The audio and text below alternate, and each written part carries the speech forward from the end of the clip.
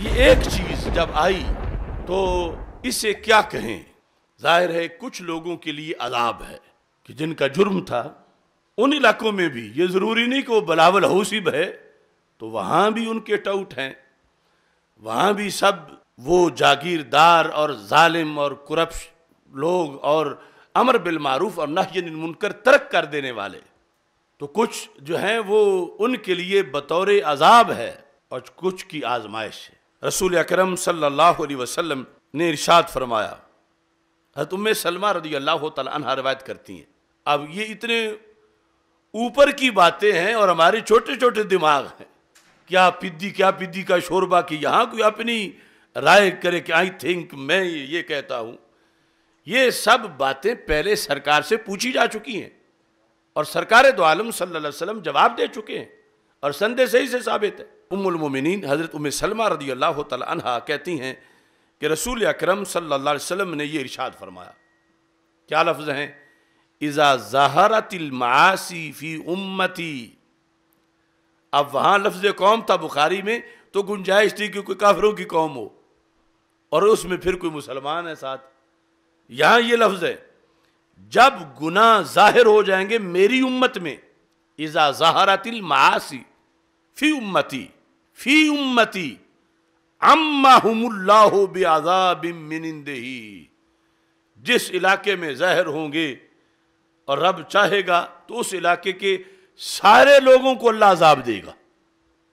عمہ یعم، یہ عمومی عام، عمہم اللہ بعذاب من عندہ، اللہ وہاں کے رہنے والوں کو بالعموم عذاب دے دے گا۔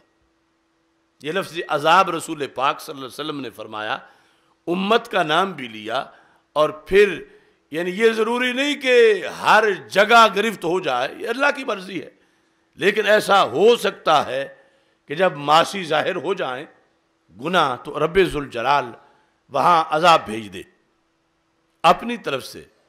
اب یہ ان ازواج مطہرات کا ہم پر احسان ہے کہ ظاہر ہے کہ گھر بیٹھے ہوئے سرکار نے یہ بات کی تو وہ بھی پاس تھیں، مجمع عام میں صحابہ ہوتے تو وہ سوال کرتے، لیکن ان عظیم ماؤں نے بھی کمی نہیں چھوڑی اور پوچھا تھا کہ امت کے لیے رہنمائی مل جائے، اور سرکار کا ہر لمحہ ہی لَقَدْ كَانَ لَكُمْ فِي رَسُولِ اللَّهِ أُسْوَةٌ حَسَنَةٌ کہ یہ کمال ہے کہ ہر وقت کی چمک میں ہی قیامت تک کی چمک ہے۔ اب حجرے میں بیٹھے ہیں، بات مستقبل کی ہو رہی ہے، ام المومنین نے سنا ہے تو سوال کیا۔ کیا سوال تھا؟ فَقُلْتُ يَا رَسُولَ اللَّهِ صلی اللہ علیہ وسلم اَمَا فِيهِمْ أُنَاسٌ صَالِحُونَ۔ یہ آپ جس وقت کی بات فرما رہے ہو کہ امت میں جب گناہ ہو جائیں گے تو عذاب آ جائے گا اور سب پہ آ جائے گا اس ایریے میں، تو کیا اس وقت ان میں صالحین نہیں ہوں گے؟ دیکھو نا کتنا اہم سوال، اور آج کی اس موضوع کے لحاظ سے جو چل رہا ہے معاشرے میں، اما فیہم اناس صالحون، کیا ان میں نیک بندے نہیں ہوں گے؟ چلو 1000 میں سے 5 ہی صحیح، اس بستی میں اس علاقے میں کیا نیک بندے ان میں نہیں ہوں گے؟ یہ ام المومنین نے سوال کیا۔ اب یہ سوال بھی بتاتا ہے کہ بریلویوں کا عقیدہ اپنی امی جان کے عقیدے پر ہے کہ حضرت ام سلمہ کا یہ عقیدہ تھا کہ سرکار کو قیامت تک کی خبر ہے، اور یہ بھی خبر ہے کہ ایک ایک بندے کی خبر ہے کہ برا کون ہوگا، دل میں نیک کون ہوگا، صالح کون ہوگا۔ یہ لوگ ایک کل کی نفی کرتے ہیں اور وہاں کروڑوں کل کی خبریں دی جا رہی تھی۔ اما فیہم اناس صالحون، کیا نیک بندے نہیں ہوں گے؟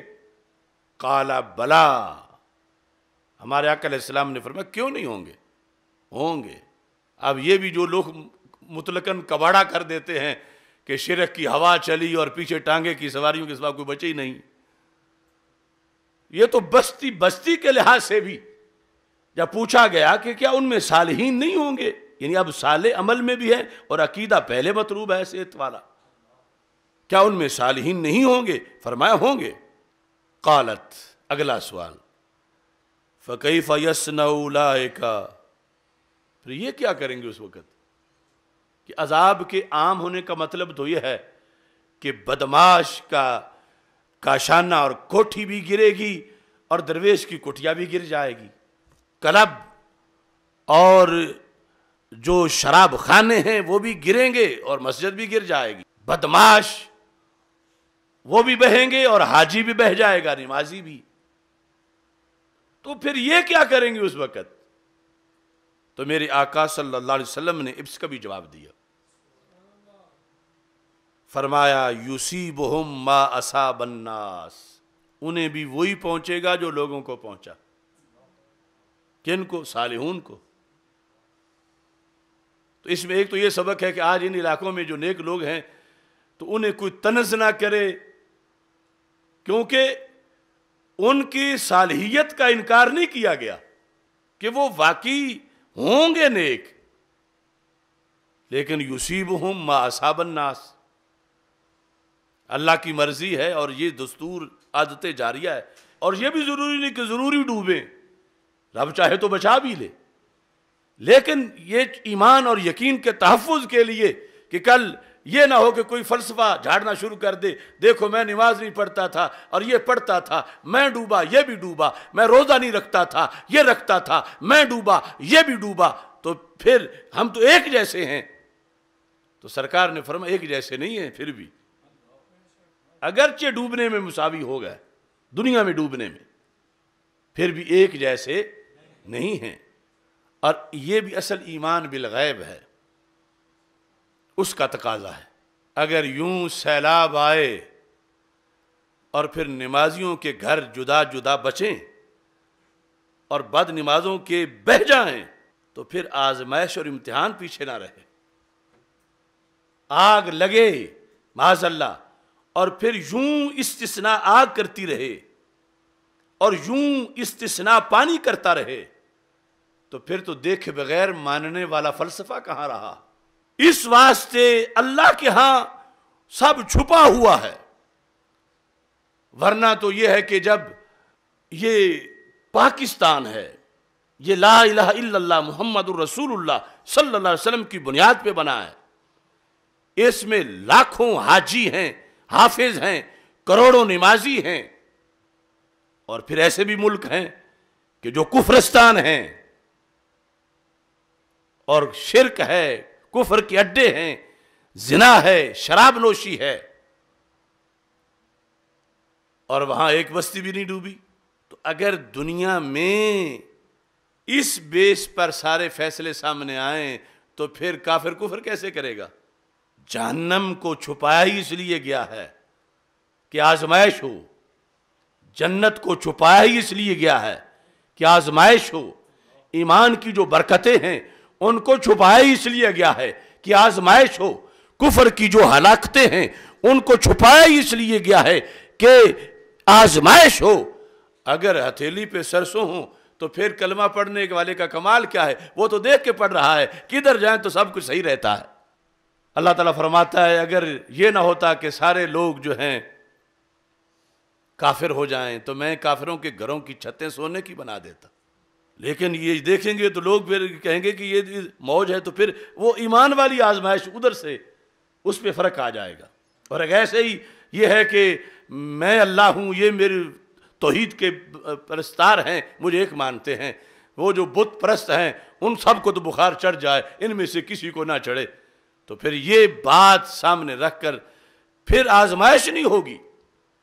بخار مومن کو بھی چڑھے گا، سر درد مومن کو بھی ہوگا، نقصان مومن پہ بھی آ جائے گا، لیکن آگے فرق ہوگا، کافر کا اور وجہ سے ہوا، مومن کا اور وجہ سے ہوا، لیکن ظاہری طور پر آنے میں اگر فرق بنے تو پھر تو ساری دنیا کلمہ پڑ جائے فوراً، اس بیس پر کہ دیکھو کہ پاکستان میں کلمے کی بنیاد پہ بنا ہے، آج تک سیلاب نہیں آیا، کلمے کی بنیاد پہ بنا ہے، آج تک آندھی نہیں آئی، کلمے کی بنیاد پر بنا ہے، آج تک قحط نہیں ہوا، کلمے کی بنیاد پہ بنا ہے، وہاں کبھی کسی کو بخار نہیں ہوا، تو پھر کفر کا امتحان کیسے ہو؟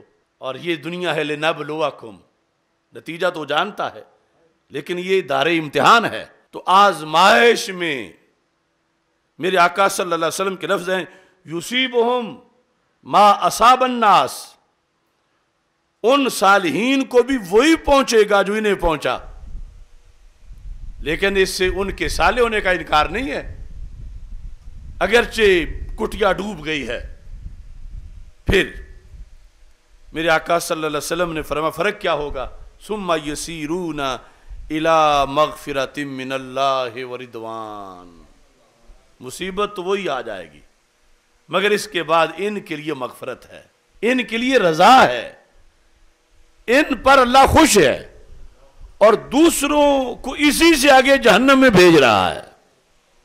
ظاہر میں سب کو ایک ہی مصیبت پہنچی، لیکن یہ کاشانہ نبوت میں بیٹھے سرکار صلی اللہ علیہ وسلم یہ اس وقت کی حالات پر تبصرہ فرما رہے ہیں۔